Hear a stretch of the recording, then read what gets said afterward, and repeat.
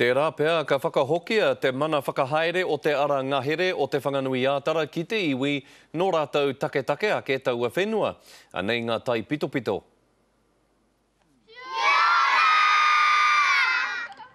Koine ngā tamariki o Tītahi Bay, e hui nei ki te tīmatanga o te wāhi e kia nei ko te ara ngahere. From Mount Victoria all the way around the city and ends really at Kaiwharawhara, Ngaio Gorge and heading towards Noronga. So it's a circle around the city of trees and greenery. Ko te ara ngahere he wāhi I whakaritengia e te kamupene o New Tīrini I te rautau warurau.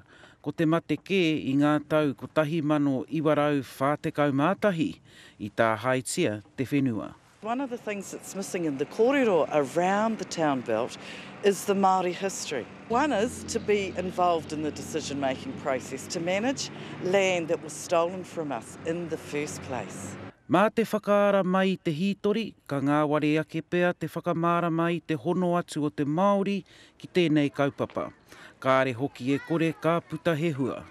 Absolutely, Wellingtonians can benefit. They are not well versed in the Māori history of the city, and that adds to the value of the city for a whole raft of reasons, including the tourism reason.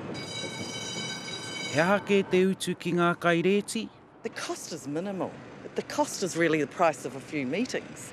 Ko te pōhehe ki te iwi Māori, he aha te kaunihera I whai whakaaro ai ki te whakauru atu I te Māori ki tēnei kaupapa.